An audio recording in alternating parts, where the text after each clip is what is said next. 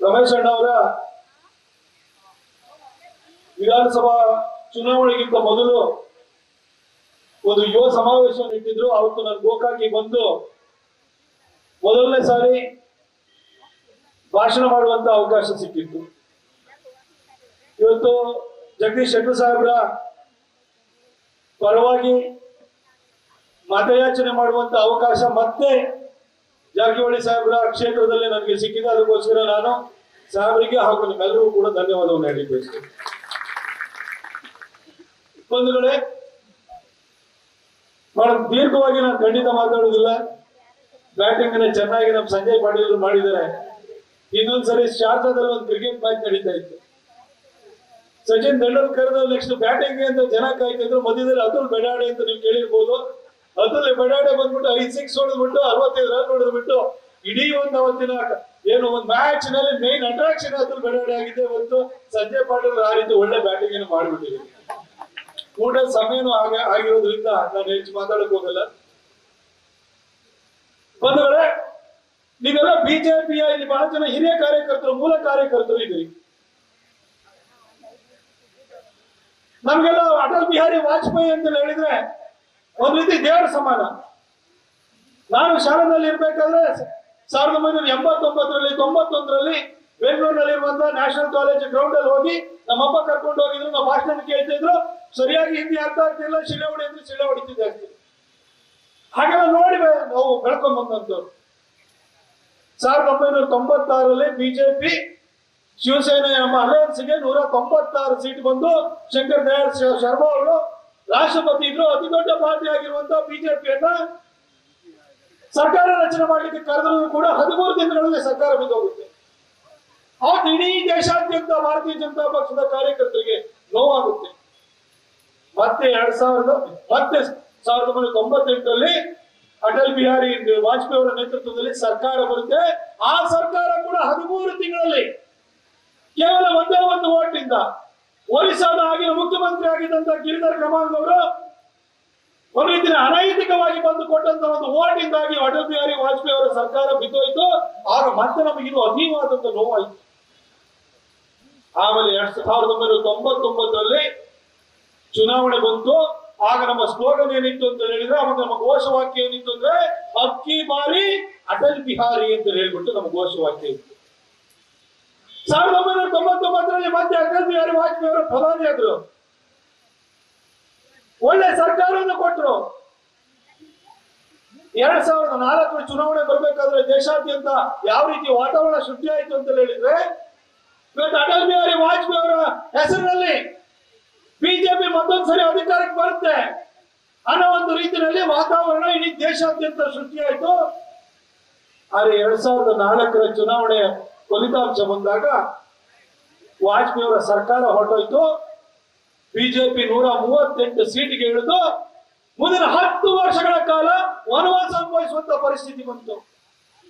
ನಾನು ಯಾಕೆ ಹೇಳ್ತಿದ್ದೀನಿ ಅಂತಂದ್ರೆ, 2004ರಲ್ಲಿ ಯಾವ ರೀತಿ ಪರಿಸ್ಥಿತಿ ಇತ್ತು ಅಂತಂದ್ರೆ, 1998ರಲ್ಲಿ ಅಣ್ವಸ್ತ್ರ ಪರೀಕ್ಷೆ ಮಾಡಿದಂತಹ ಅಟಲ್ ಬಿಹಾರಿ ವಾಜಪೇಯಿ ಅವರು ಇಡೀ ದೇಶದಲ್ಲಿ ಅತ್ಯಂತ ಪ್ರಭಾವಿ ನಾಯಕ, ಅತ್ಯಂತ ಜನಪ್ರಿಯ ನಾಯಕ. ನಾವು ಹೋಗಿ ಓಟ್ ಕೇಳದಿದ್ರು ಕೂಡ ವಾಜಪೇಯಿ ಅವರಿಗೆ ಜನನೇ ಬಂದು ಓಟ್ ಕೊಡ್ತಾರೆ ಅಂತ 2004ರಲ್ಲಿ ನಮ್ಮ ಕಾರ್ಯಕರ್ತರು ಉದಾಸೀನ ತೋರಿದ್ರು.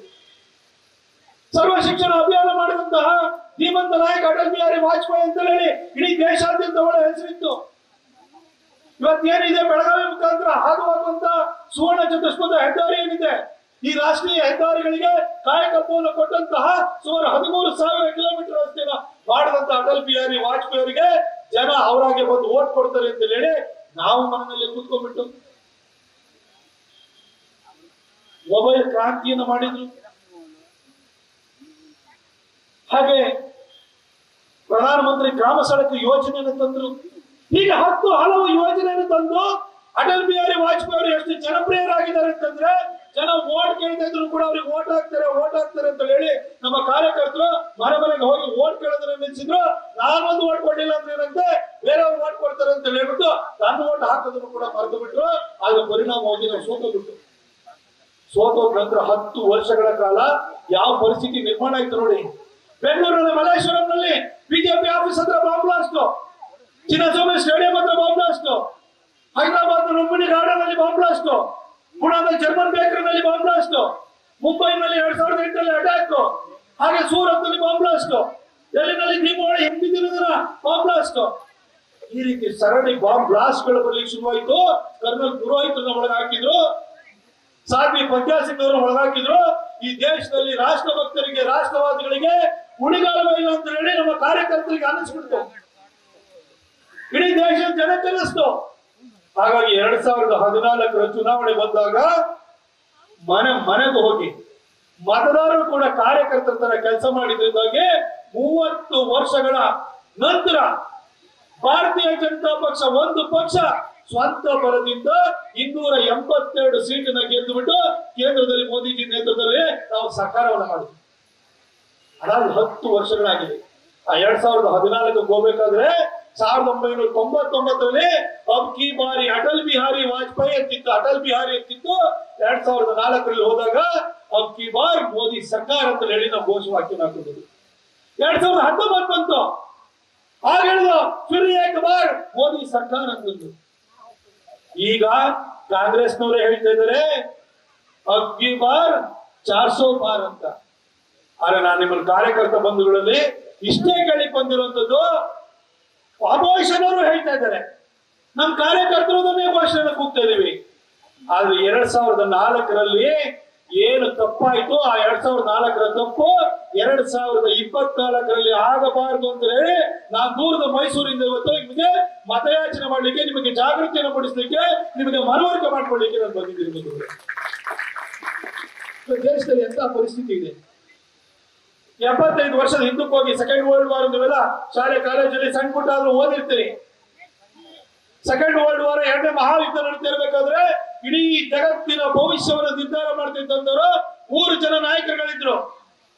ಒಂದು ರಷ್ಯಾದ ಜೋಸೆಫ್ ಸ್ಟಾಲಿನ್, ಇನ್ನೊಂದು ಅಮೆರಿಕದ ಫ್ರಾಂಕ್ಲಿನ್ ಡಿ ರೂಸ್ವೆಲ್ಟ್, ಹಾಗೆ ಬ್ರಿಟನ್ನ ಪ್ರಧಾನಿಯಾಗಿದ್ದಂತಹ ವಿನ್ಸ್ಟನ್ ಚರ್ಚಿಲ್. 3 ಜನ ನಾಯಕರುಗಳಿದ್ರು.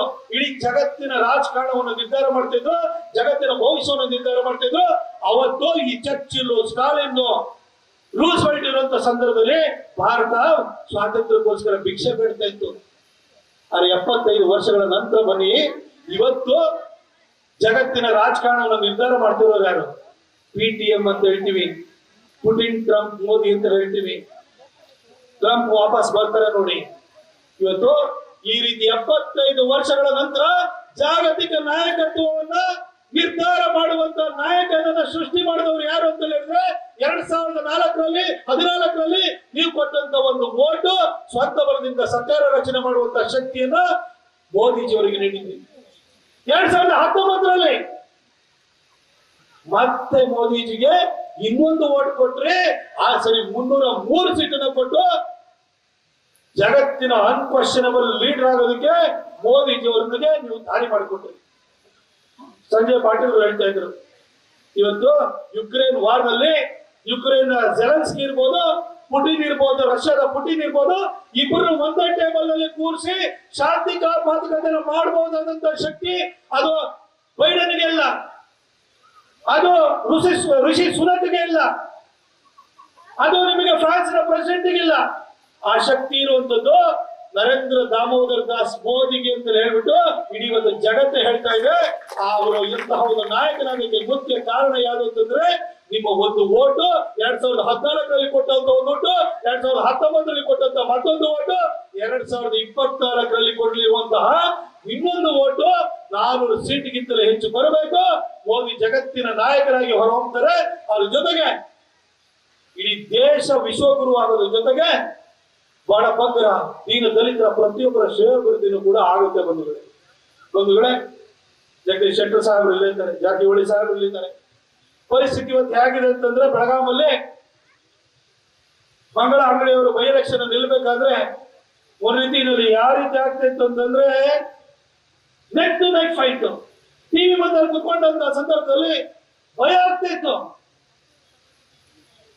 ಆದ್ರೆ 2024ರಲ್ಲಿ ಜಗದೀಶ್ ಶೆಟ್ಟರ್ ಅವರಿಗೆ ಮೇ 7ನೇ ತಾರೀಕು ನೀವು ಕೊಟ್ಟಂತ ಓಟು, ಜೂನ್ 4ನೇ ತಾರೀಕು ಟಿವಿ ಮುಂದೆ ಕೂತ್ಕೊಂಡಿದ್ದಾಗ ನಮ್ಮ ಒಂದು ರೀತಿಯ ಸುರೇಶ್ ಅಂಗಡಿ ಅವರಿಗೆ 3,50,000 ಜಾಸ್ತಿ ಓಟ್ ಕೊಟ್ಟು ಅಂತರವನ್ನು ಕೊಟ್ಟು ಗೆಲ್ಸಿದ್ರಿ. ಅದೇ ರೀತಿಯಲ್ಲಿ ಇನ್ನೊಂದು ರೆಕಾರ್ಡ್ ಮಾರ್ಜಿನ್ ಅಲ್ಲಿ ಅವ್ರು ಗೆಲ್ಲಬೇಕು. ಅದಕ್ಕೋಸ್ಕರ ನಾನು ಇಲ್ಲಿ ಇವತ್ತು ಮತಯಾಚನೆ ಬಂದಿದ್ದೀನಿ.